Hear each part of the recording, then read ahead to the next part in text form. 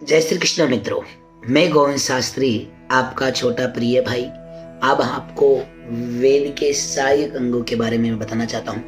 वेद के 6 सहायक अंग। पहला है शिक्षा। शिक्षा के बिना आप वेद पढ़ ही नहीं सकते हैं। गुरुमुख शिक्षा लेनी चाहिए, इससे वेदों का अध्ययन करना चाहिए।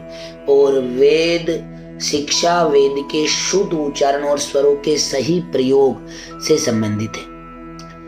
इसमें वर्ण, स्वर, मात्रा, बल, स्वराघात आदि का ज्ञान दिया जाता है। उदाहरण पाणिनीय शिक्षा, याज्ञवल्क्य शिक्षा, और आप शिक्षा का अध्ययन नहीं करोगे जब तक आप वेद का अध्ययन नहीं कर सकते। और दूसरा सबसे महत्वपूर्ण सहायक अंग है व्याकरण। व्याकरण सबसे महत्वपूर्ण सहायक अंग है। यह भाषा को शुद्ध और सरल कर देता है।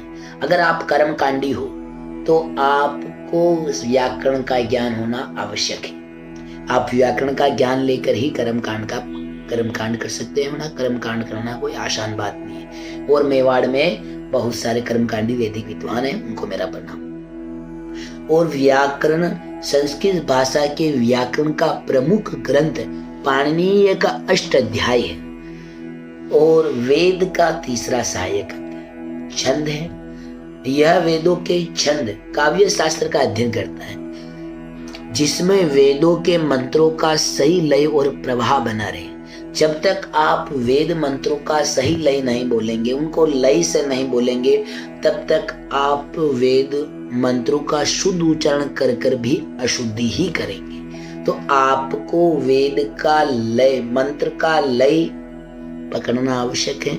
इसलिए आप छंद का प्रयोग करते हैं, क्योंकि वेद के अलग अलग 4 वेद है, चारों वेदों के अलग अलग लय है, अलग अलग प्रवाह है।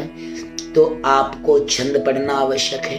उदाहरण आप पिंगल छंद शास्त्र, जो 5वां सबसे महत्वपूर्ण वेद का सहायक अंग। यह वेदों में बताए गए अनुष्ठानों और यज्ञों के विधि विधानों का विस्तृत विवरण देता है। कल्प बहुत ही अच्छा सहायक अंग है। यह वैदिक विद्वानों के लिए बहुत ही प्रयोगशील ग्रंथ है।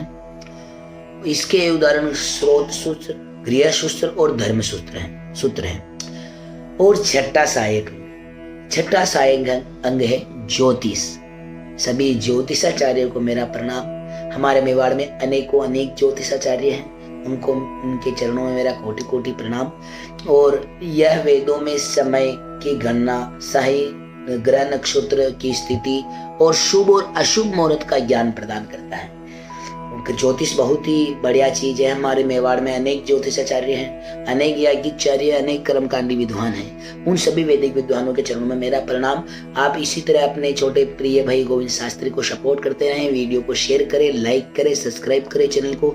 और ऐसी ज्ञान की बातें अपने वैदिक विद्वान, अपने छोटे भाई, अपने बड़े भाई सबको भेजें और सबके पास पहुंचाएं। और अपने धर्म और अपने हिंदू धर्म को आगे बढ़ाएं और अपने वैदिक धर्म को आगे बढ़ाएं। जय श्री कृष्णा, जय सिया राम।